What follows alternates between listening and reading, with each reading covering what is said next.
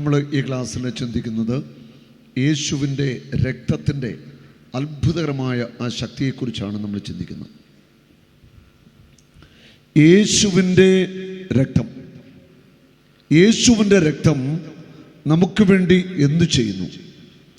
യേശുവിൻ്റെ രക്തത്താൽ നമ്മൾ എങ്ങനെയാണ് വീണ്ടെടുക്കപ്പെട്ടത്? യേശുവിൻ്റെ രക്തത്തിന് എന്താണ് പ്രത്യേകത? നമ്മൾ വചനത്തിലൂടെ ഈ ക്ലാസ്സിൽ കേൾക്കാൻ പോകുക. Hallelujah, hallelujah, hallelujah. യേശുവിൻ്റെ രക്തത്തിന് എന്താണ് പ്രത്യേകത? യേശുവിൻ്റെ രക്തത്തിന് എന്താ പ്രത്യേകത? യേശു ദൈവമാണ്. യേശുവിൻ്റെ രക്തത്തിൽ പാപം ഇല്ല. പാപമില്ലാത്ത ഒരു വ്യക്തിയുടെ രക്തത്തിലൂടെ മാത്രമേ പാപമോചനത്തിന് സാധ്യതയുള്ളൂ. വചനം പറയുന്നു യേശുവിൻ്റെ രക്തം സകല പാപവും പോക്കി നമ്മെ ശുദ്ധീകരിക്കുന്നു. എഫേസോസ് 1:7 അവിടുത്തെ കൃപയുടെ സമൃദ്ധിക്കൊത്ത് നമുക്ക് ക്രിസ്തുവിൽ പാപമോചനവും അവൻ്റെ രക്തം വഴി രക്ഷയും വന്നിരിക്കുന്നു. രക്ഷ നമുക്ക് കിട്ടണമെങ്കിൽ ആദ്യമേ നമുക്ക് പാപമോചനം കിട്ടണം. യേശുവിൻ്റെ രക്തം വഴിയാണ് നമുക്ക് പാപമോചനവും രക്ഷയും ലഭിക്കുന്നത്. യേശുവിൻ്റെ രക്തം വഴി എങ്ങനെ പാപമോചനം കിട്ടും? കാരണം യേശുവിൻ്റെ രക്തം പരിശുദ്ധമാണ്. യേശുവിൻ്റെ രക്തത്തിൽ പാപത്തിൻ്റെ കറയില്ല. യേശുവിൻ്റെ രക്തം ശുദ്ധ രക്തമാണ്. ഹല്ലേലൂയ. നമ്മുടെ രക്തത്തിന് എന്താ പ്രത്യേകത? നമ്മിൽ പാപമുണ്ട്, നമ്മുടെ രക്തത്തിലും പാപമുണ്ട്. നമ്മുടെ പിതാക്കന്മാർ പാപം ചെയ്തു, അവരുടെ പാപത്തിൻ്റെ ആ ഒരു സ്വാധീനം നമ്മളിലുണ്ട്. യേശു ദൈവമാണ്. ദൈവമായ യേശു പരിശുദ്ധാത്മാവിനാൽ പരിശുദ്ധ കന്യകാമറിയത്തിൻ്റെ ഗർഭപാത്രത്തിൽ പിറക്കുക. ഒരു കുഞ്ഞ് അമ്മയുടെ ഗർഭപാത്രത്തിൽ കിടക്കുമ്പോൾ ആ കുഞ്ഞ് എങ്ങനെയാണ് വളർന്നു വരുന്നത്? ഒരു കുഞ്ഞെങ്ങനെ? നേഴ്സുമാരൊക്കെ ഇരിപ്പുണ്ടോ? ഉണ്ടെന്ന് കരവിട്ട് പിടിച്ചേ. നേഴ്സുമാരുണ്ടോ? ഉണ്ട്, ധാരാളം പേരുണ്ട് നേഴ്സാ. ഒരു കുഞ്ഞ് അമ്മയുടെ ഗർഭപാത്രത്തിൽ എങ്ങനെ വളരുന്നത്? ഗർഭപാത്രത്തിൽ കുഞ്ഞ് പിറന്നു, പിന്നെ എങ്ങനെ വളരുന്നത്?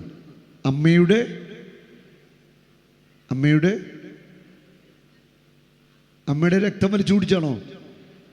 അല്ല, പിന്നെയോ അമ്മയുടെ രക്തത്തിൽ നിന്ന് പോഷകങ്ങൾ സ്വീകരിച്ച് ഈ കുഞ്ഞ് വളരുകയാണ്. അമ്മയുടെ രക്തം സ്വീകരിച്ചാണോ? ആണോ സിസ്റ്ററെ?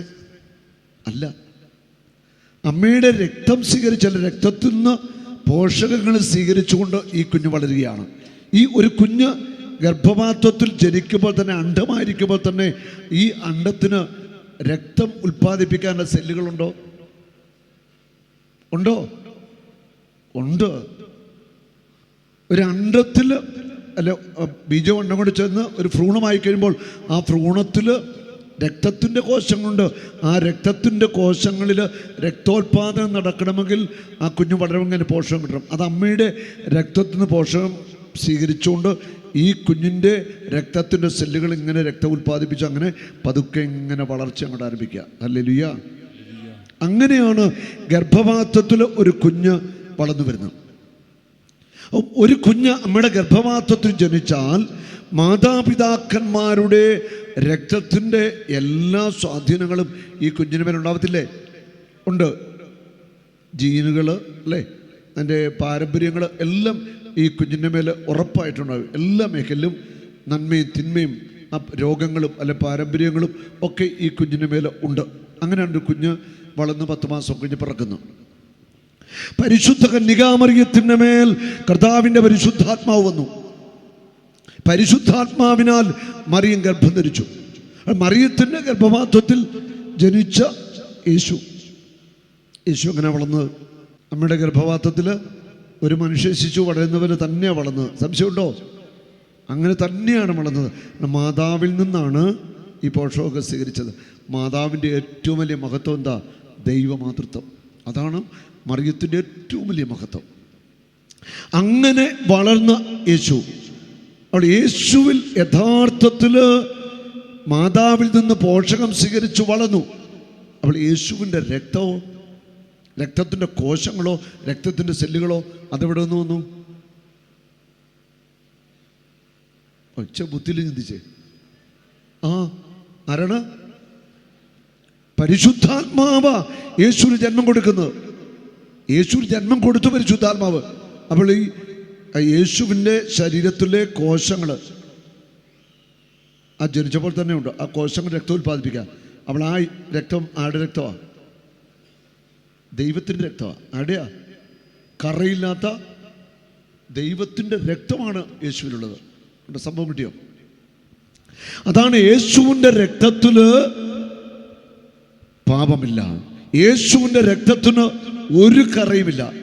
നമ്മൾ യേശുവിലുള്ള ആ പരിശുദ്ധ രക്തമാണ് നമ്മളെ വിശുദ്ധീകരിക്കുന്നത്, പാപമോചനം നൽകുന്നത്, രക്ഷ നൽകുന്നത്. കരമുയർത്തി യേശുവിന്റെ രക്തത്തെ വിളിച്ചൊന്ന് സ്തുതിച്ചു നന്ദി പറയട്ടെ. യേശുവേ, യേശുവിന്റെ രക്തമേ ഞങ്ങളെ കഴുകണമേ. കരമുയർത്തി സ്തുതിക്കട്ടെ. യേശുവേ, ഹല്ലേലൂയ, ഹല്ലേലൂയ, ഹല്ലേലൂയ. യേശുവേ, ആരാധന, ആരാധന, ആരാധന. Hallelujah, hallelujah, hallelujah. യേശുവേ, ആരാധന, ആരാധന, ആരാധന. സക്കറിയ 13:1.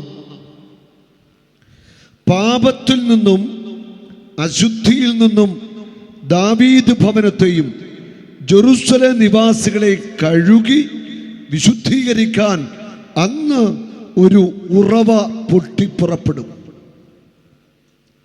പാപത്തിൽ നിന്ന് അശുദ്ധിയിൽ നിന്ന് രണ്ട് കാര്യമാണ്.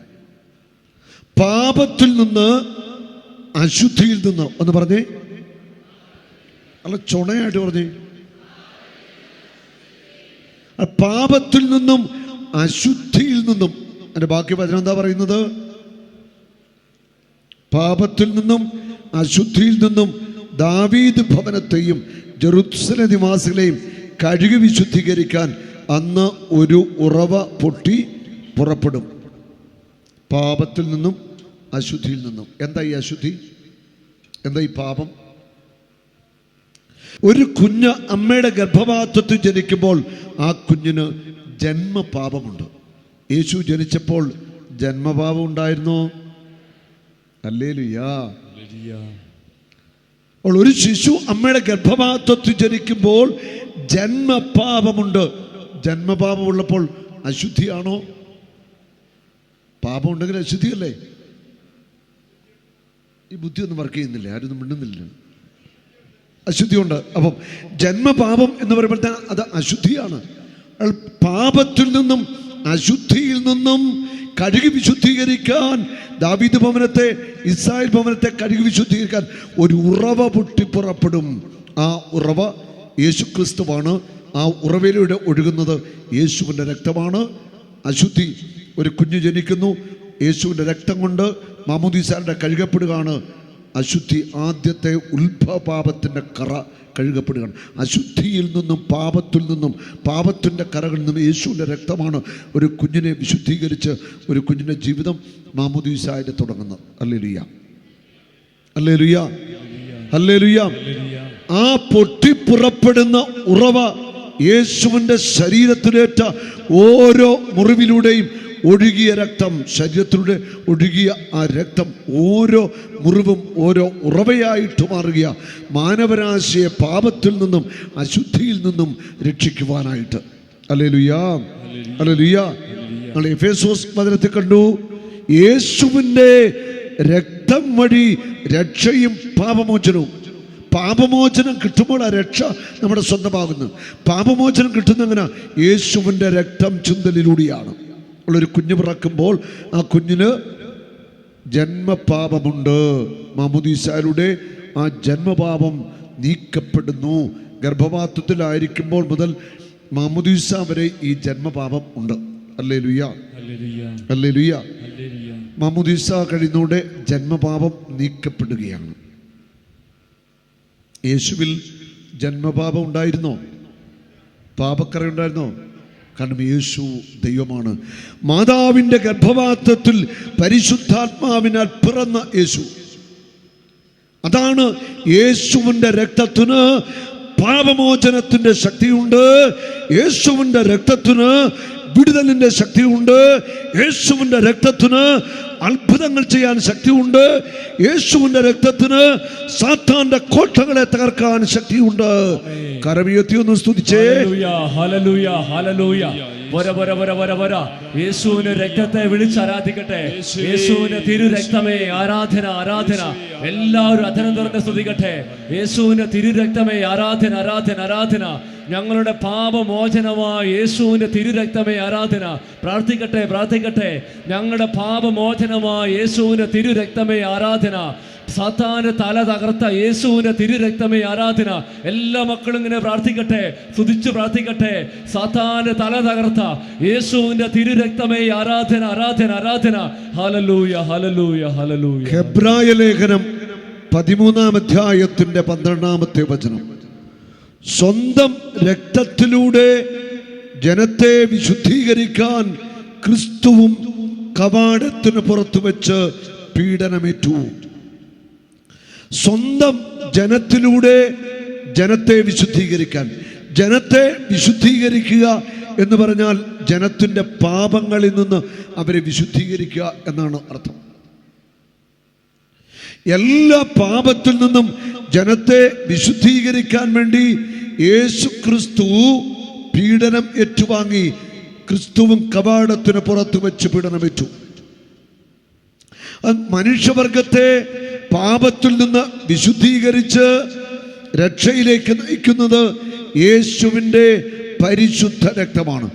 യേശുവിൻ്റെ പരിശുദ്ധ രക്തത്തിന് പാപമോചനത്തിനുള്ള അത്ഭുതകരമായ ശക്തിയുണ്ട്. ആ രക്തം ജീവനുണ്ട്. ആ രക്തത്തിന് ശക്തിയുണ്ട്. Hallelujah, hallelujah. യേശുവേ നന്ദി.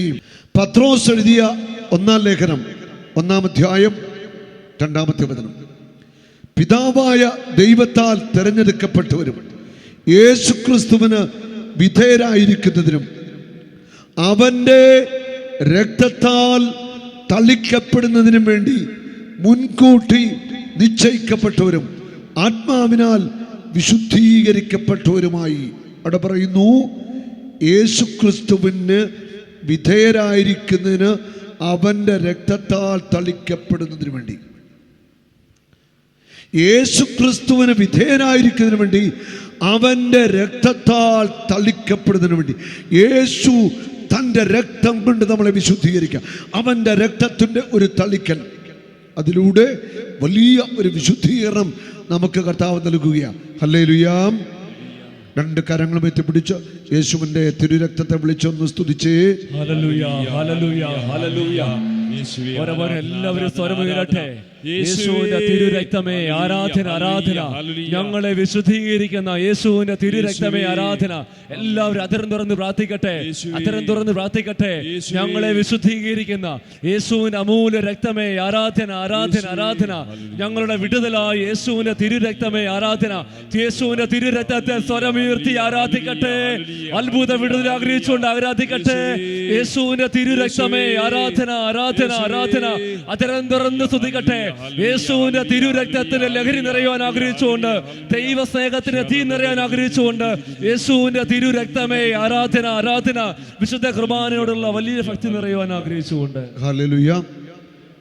ഞാൻ 1-ാമത്തെ പോയിന്റാണ് പറഞ്ഞത്. യേശുവിന്റെ രക്തം വഴി പാപമോചനവും രക്ഷയും നമുക്ക് ലഭിക്കുന്നു.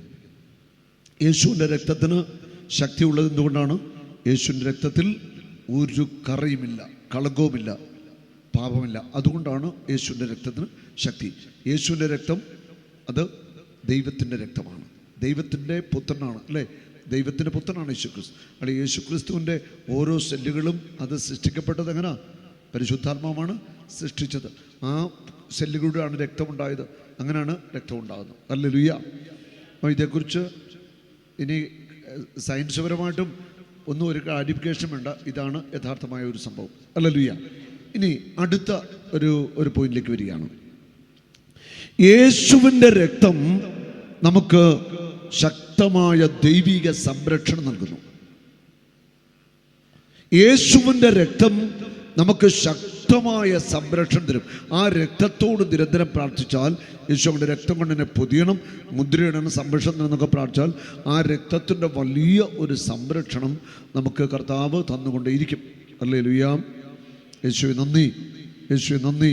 ഒരിക്കൽ ഞാൻ ഓർക്കുന്ന വ്യക്തിയുടെ പേര് മറന്നുപോയി. ശാലോം മാസികയിൽ വന്നൊരു സംഭവം. ആ സംഭവം ഇതാണ്. ഒരു ഫ്ലൈറ്റ് യാത്രയിൽ, ആ ഫ്ലൈറ്റിൽ ലോകപ്രശസ്തനായ ഒരു ഇംഗ്ലീഷുകാരൻ സുവിശേഷ പ്രസംഗം ഉണ്ടായിരുന്നു. വിമാനത്തിൽ അദ്ദേഹം മറ്റേതൊരു രാജ്യത്തിലേക്ക് പോകുമ്പോൾ സാധാരണ ഫ്ലൈറ്റിന് 2 എഞ്ചിനുകളുണ്ട്. ഒരു എഞ്ചിൻ ഓഫായാലും അടുത്ത എഞ്ചിനിൽ ഫ്ലൈറ്റ് പറക്കും. ഫ്ലൈറ്റിൻ്റെ ഒരു എഞ്ചിൻ ഓഫായി, ഒരു എഞ്ചിൻ നിന്നുപോയി. ഒരു എഞ്ചിൻ നിന്ന് പോയി കഴിഞ്ഞപ്പോൾ പൈലറ്റ്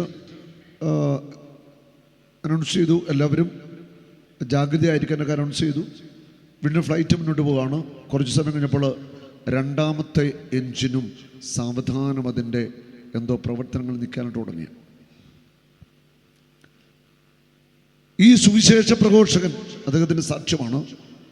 അദ്ദേഹം ഇരുന്ന് പ്രാർത്ഥിക്കുകയാണ്, യേശുവിൻ്റെ രക്തം ആ വിമാനത്തിൻ്റെ എഞ്ചിനിലേക്ക് ഒഴിക്കപ്പെടുവാൻ, യേശുവിൻ്റെ രക്തം കൊണ്ട് ആ വിമാനം പുതിയപ്പെടുവാൻ, സംരക്ഷണത്തിനുണ്ട്. അദ്ദേഹം ഇങ്ങനെ യേശുവിനോട് ഇങ്ങനെ പ്രാർത്ഥിക്കണം. ആ സുവിശേഷ പ്രഘോഷകൻ അങ്ങനെ പ്രാർത്ഥിക്കുമ്പോൾ അദ്ദേഹം ഒരു ദർശനം കാണുകയാണ്. ഒരു മാലാഖ ഇങ്ങനെ വരികയാണ്. മാലാഖയുടെ കയ്യിൽ ഒരു പാത്രമുണ്ട്. ആ പാത്രത്തിൽ നിന്ന് ഈ എഞ്ചിൻ്റെ ഉള്ളിലേക്ക് ഇങ്ങനെ ബ്ലഡ് ഇങ്ങനെ ഒഴിക്കുകയാണ്. അത് സുവിശേഷം കാണുന്നൊരു ദർശനമാണ്. ബ്ലഡ് ഇങ്ങനെ ഒഴിച്ചു. അത്ഭുതം നടക്കുകയാണ്. ഓഫായിപ്പോയ എഞ്ചിൻ ഓട്ടോമാറ്റിക്കായിട്ട് റീസ്റ്റാർട്ടായിട്ട് വിമാനം 2 എഞ്ചിനും വർക്ക് ചെയ്തുകൊണ്ട് പറക്കുവാൻ തുടങ്ങി. നല്ലൊരു കയ്യടി. ഹല്ലേലൂയ. അദ്ദേഹം കണ്ട ഒരു ദർശനം ഇതാണ്. 2 എഞ്ചിനും നന്നായിട്ട് വർക്ക് ചെയ്യുന്നു, ഓഫായിപ്പോയതും വർക്ക് ചെയ്യുന്നു, ഒരു കുഴപ്പമില്ല. അത്ഭുതകരമായിട്ട് വിമാനം കൃത്യമായിട്ട് എത്തേണ്ട സ്ഥലത്ത് എത്തിച്ചേർന്നു. അല്ല, യേശുവിൻ്റെ രക്തത്തിന് അസാധാരണമായ ശക്തിയുണ്ട്. വാഹനം ഓടിക്കുന്നവരൊക്കെ പ്രത്യേകം ഓർക്കുക. വാഹനം ഓടിക്കുന്ന എല്ലാവരും പ്രാർത്ഥിക്കുമ്പോൾ വാഹനത്തെ രക്തം കൊണ്ട് പൊതിയാൻ, മുദ്രയിടാൻ, സംരക്ഷണത്തിന് പ്രാർത്ഥിക്കുന്നു. ഒരു വാഹനവും നമ്മുടെ വാഹനത്തിൽ ഇടിക്കാതെ ദൈവം സംരക്ഷിക്കും. നമ്മുടെ ടീമിലുണ്ട മാർട്ടിൻ ബ്രദറിന് നേരത്തെ 3 ബസ്സുണ്ടായിരുന്നു. ഒരു ദിവസം എന്നെ കാണാൻ വീട്ടിൽ വന്നോട് പറഞ്ഞു, ബസ്സിൽ നിന്ന് ആളുകൾ വീഴുന്നു, അപകടങ്ങൾ, കുറേ പ്രശ്നങ്ങളൊക്കെ ഉണ്ട്, വണ്ടി തട്ടുകയൊക്കെ ചെയ്യുന്നു, ഒന്ന് പ്രാർത്ഥിക്കണമെന്ന് പറഞ്ഞു. വർഷങ്ങൾക്ക് മുമ്പാണ് കേട്ടോ. ഞാനിങ്ങനെ ബസ്സിൽ സമർപ്പിച്ച് കർത്താവിൻ്റെ തിരുരക്തത്താൽ മുദ്രയിടാൻ ഇങ്ങനെ പ്രാർത്ഥിക്കുമ്പോൾ ഞാൻ കാണുകയാണ്. ഇപ്പോഴും ആ ദർശനം എൻ്റെ മുമ്പിലുണ്ട്. ആ ബസ്സിൻ്റെ ചില്ലയിൽ ഒരു തുള്ളി രക്തം വീണിട്ട് ആ രക്തം ഇങ്ങനെ താഴേക്ക് ഒഴുകുക അല്ലേ. ഞാനിപ്പോഴും ആ വിഷൻ ഓർക്കുന്നു. അപ്പോൾ ഞാൻ പറഞ്ഞു, കർത്താവിൻ്റെ രക്തം ബസ്സിൽ വീണിട്ടുണ്ട്, ഒന്നും സംഭവിക്കത്തില്ലെന്ന് പറഞ്ഞു. അതിൻ്റെ അടുത്ത ദിവസം ഒരു സംഭവം നടക്കുകയാണ്. നമ്മുടെ മുക്കുട്ര ഭാഗത്തൂടെ ഓടുന്ന ഒരു ബസ്, പമ്പവലിയാണ്, നാറായണമൊഴി സ്ഥലത്തുനിന്നൊരു ബസ്സുണ്ടായിരുന്നു. ആ ബസ് ഞാൻ മുക്കുട്ര കഴിഞ്ഞ് കുറേ കൂടെ മുന്നോട്ട് ചെറിയ ടൗണുണ്ട്. ഒരു ബൈക്കുകാരൻ നിയന്ത്രണം വിട്ട് പറന്നു വന്നാണ് ചെറുപ്പക്കാരൻ. വന്നിട്ട് ബസ്സിനിട്ട് കയറി അങ്ങ് ഇടിച്ചു. ബസ്സിൻ്റെ ടയറിൽ ഒരു ബൈക്ക് ബസ്സിൻ്റെ ടയറെ ഇടിച്ചിട്ട് ബസ്സിൻ്റെ ടയർ പൊട്ടിയല്ലേ. ബസ്സിൻ്റെ ടയർ അപ്പോൾ ഇടിയെന്നാ നിങ്ങൾ ആലോചിക്കുക. ബൈക്ക് വന്ന് ബസ്സിൻ്റെ ടയറെ ഇടിച്ചിട്ട് ബൈക്കകത്ത് കയറി, ബൈക്കും തീർന്നു, ഇവൻ തെറിച്ച് വെളിയിൽ പോയി. ഇവൻ ഒരു പോറൽ പോലുമില്ല. ബൈക്ക് പോയി, ബസ്സിന് ടയറും പൊട്ടി, ഇവനൊന്നും സംഭവിച്ചില്ല, ആൾ മരിച്ചില്ല. ഹല്ലേലൂയ. കർത്താവിൻ്റെ സംരക്ഷണമാണിത്. ആൾ മരിച്ചില്ല, കർത്താവ് അത്ഭുതകരമായ ഒരു സംരക്ഷണം നൽകുകയാണ്. അപ്പോൾ വാഹനമുള്ളവർ പ്രത്യേകം ഓർക്കുക, വാഹനത്തിൽ യാത്ര ചെയ്യുമ്പോൾ കർത്താവ് ഞാൻ യാത്ര ചെയ്യുന്ന ബസ്സോ എന്തുമാട്ടെ രക്തം കൊണ്ട് മുദ്രയിടണം, സംരക്ഷണം തരണമെന്ന് പ്രാർത്ഥിച്ചാൽ ഉറപ്പായിട്ടും ശക്തമായ ദൈവിക സംരക്ഷണം നമ്മുടെ വാഹനങ്ങൾക്ക് കർത്താവ് നൽകും. ഹല്ലേലൂയ. യേശുവിൻ്റെ രക്തം നമുക്ക് നമ്മുടെ ജീവിതത്തിൻ്റെ എല്ലാ മേഖലകളിലും സംരക്ഷണം. അപ്പോൾ യേശുവിൻ്റെ രക്തത്തോടുള്ള ഒരു പ്രാർത്ഥന നമ്മുടെ ജീവിതത്തിൽ ഉണ്ടാകണം. ഒരു നാളും നീ അനാഥനല്ല, ഒരു നാളും നീ അന്യനല്ല, ഒരു നാളും നീ അനാഥനല്ല.